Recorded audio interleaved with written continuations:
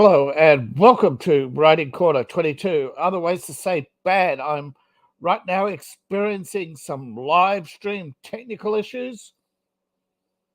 Right now, I'm just checking to see if I'm actually live anywhere. If not, I will be. I think I'm live on Facebook right now. It says I have one viewer watching, so I apologize. I think I'm now live on Rumble,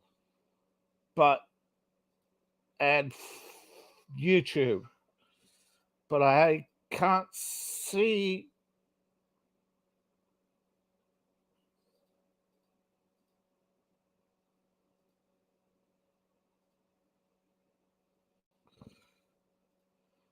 Right, it doesn't want to broadcast to Rumble. Hello, I'm live. Thank you. Right, I'm trying to reconnect Rumble. If for some reason Facebook is live, okay, I'll have to go back and download this video and upload it on the. But if I'm live on Facebook, I'll continue because there's no point in re-recording this. I have to delete everything, set it all up all over again. And yeah. It's freezing on me something's wrong. I'm sorry. If it freezes again, something wrong. Ever since last update. Every time there's an update, oh look, I see myself on YouTube, right? Oh. Okay. When I talk about language, I am talking about the English language. And in the English language, we have a vast array of words for almost everything, particularly emotions. Yet, when it comes to negative emotions, we often find ourselves using that one word. And actually, for some reason, it wasn't appearing on my list of overused words because I don't overuse it. But apparently, a lot of people do. And apparently, it is the most frequently overused word. Bad. It is simplistic and insufficient to convey the depths of our feelings. Yet, because of, I call it the J.K. Rowling phenomenon, most people call it dumbing down, and that is using simplistic language for everything. Because we're not educating children anymore, we're just reinforcing negative stereotypes. And apparently that sells, well. But if you want to improve your language, we start with bad. What does it mean? Well, bad is an adjective, and it's used to describe anything that is undesirable or of low quality.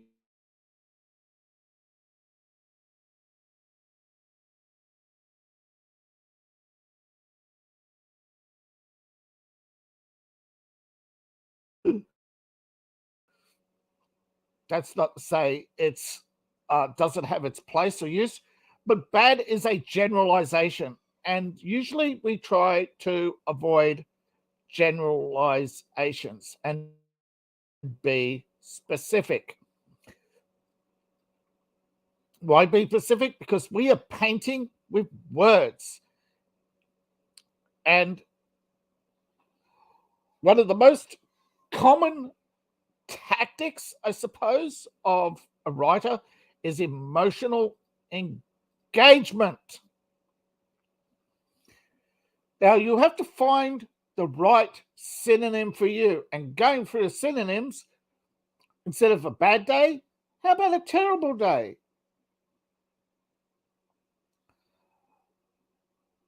Instead of bad pain, how about excruciating pain or agony?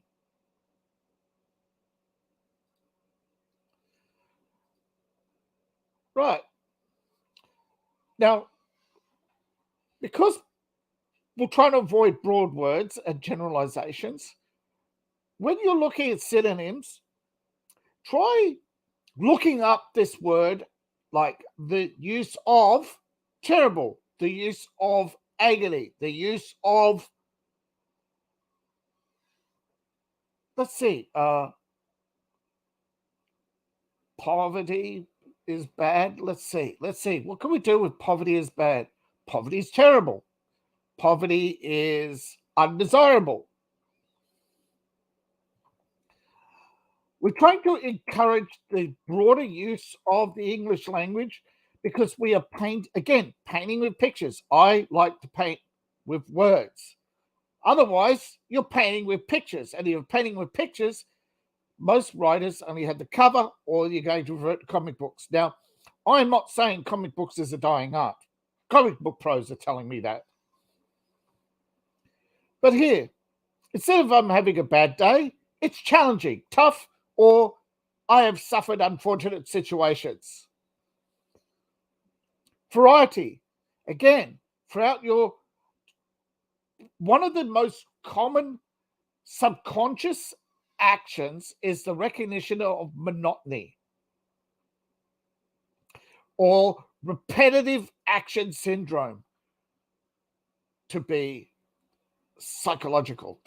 That if you repeat the same words, you're creating the repetitive actions in the brain, and the brain is not engaged. And when the brain's not engaged, you are bored. So if you want to reduce the impact of your message, use the same words constantly. If not, synonyms to add variety. It's not a bad idea. Not bad. It's a good idea. It's an excellent idea. It's a creative idea. It's an interesting idea to create more interest and engage the audience. Because if you engage the audience emotionally, you have engaged the audience.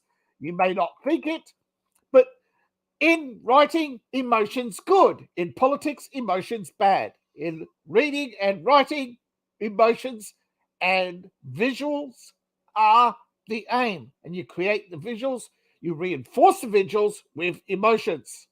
And you do this with adjectives. And if you overuse the word bad, you create boredom. And let's just go over some of the mild synonyms. Disappointing, displeasing, poor, undesirable, unfortunate, unpleasant. Strong words: deficient, bereft, lacking, substandard, unacceptable, wanting, or lacking. Severe words: atrocious, awful, damaging, detrimental, dreadful, horrible, wretched, casual, crummy, lousy, off, shoddy. Professional: improper, inadequate, subpar, unproductive, unsuccessful. Words to describe your physical conditions other than I feel bad, I am hurt, I'm ill, I'm injured, I'm in pain, I'm sick, I feel under the weather. When bad means good. This movie is so bad, it's good. This movie is so atrocious, it is actually laughable. Literary devices, my friends. Emotions. That can't go out bad. That's actually a pretty okay statement for a 9-year-old or a Cockney. Maybe a semi-literate in America, but you're not going to use it for everybody. And when your writing is at your best, you're at your best. And we all feel better when the writing is better. That's a good one. Insipid. That is a powerful use of bad. Poverty is degrading. Absolutely. Degrading, humiliating, frustrating, infuriating. You are starting to get the point. And I think a lot of people, once they get the point, they will actually start to realize that you can start off bad. First draft is the first draft after all. And Synonyms are your friend. Word, right click. It's just an easy action. Highlight, right click, synonyms. But like I said, there's I think the best for doing this is not Google. I actually think Bing is the best for doing this. And that is typing in the use of the word and then put the word. So you start off the use of the word and you start putting in words. And as you develop your writing skills, the Bing AI this is one of the this is one of the few times you actually want the AI to track you. This is one of the few times you actually want the AI to remember who you are and your searches. So set aside Microsoft Explorer for Bing, set aside it for using it for your synonyms and the use of words. And you can also type in the common words to commonly replace bad, words to commonly replace good, words to commonly replace poverty.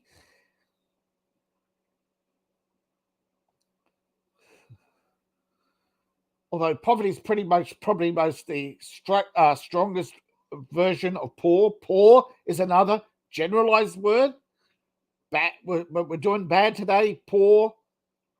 So what we have is an exercise in remembering to use synonyms, to use search engines to look up the use of words, the meanings of words, synonyms for words.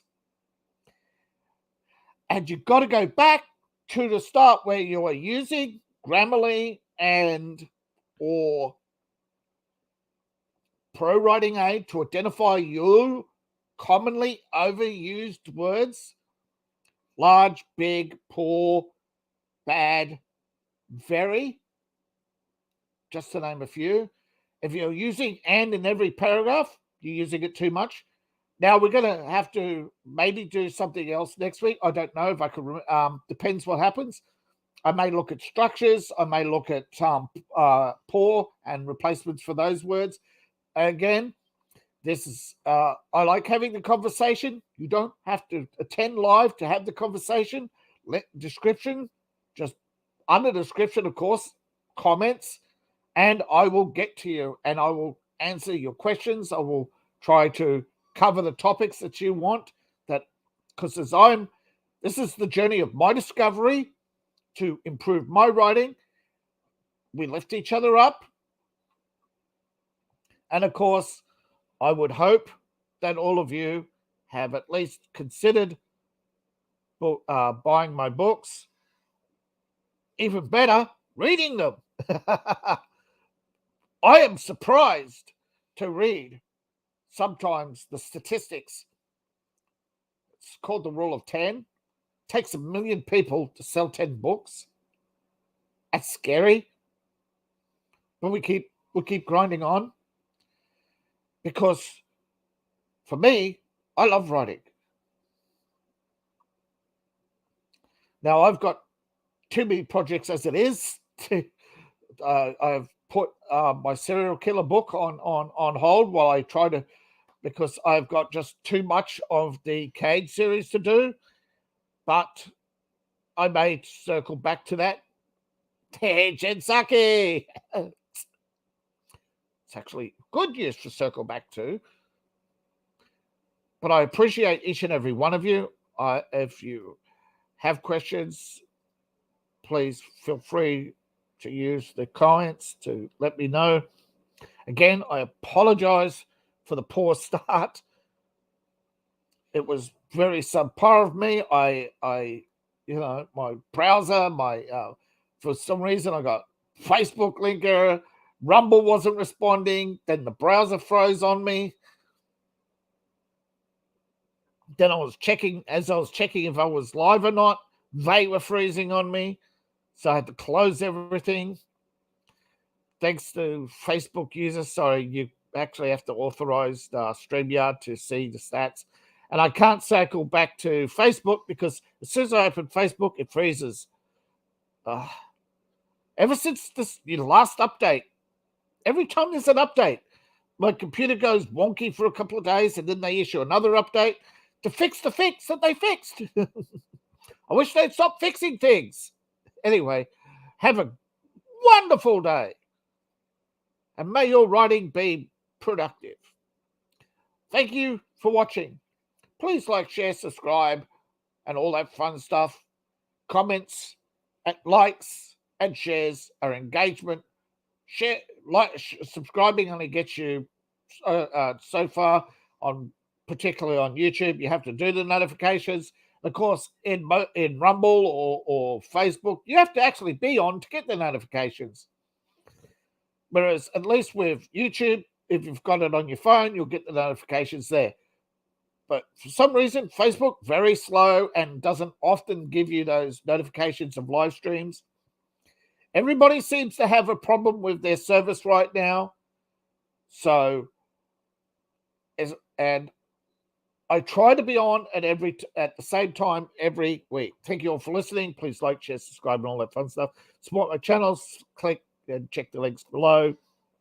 Thank you all for listening. I'll see you all in the next video.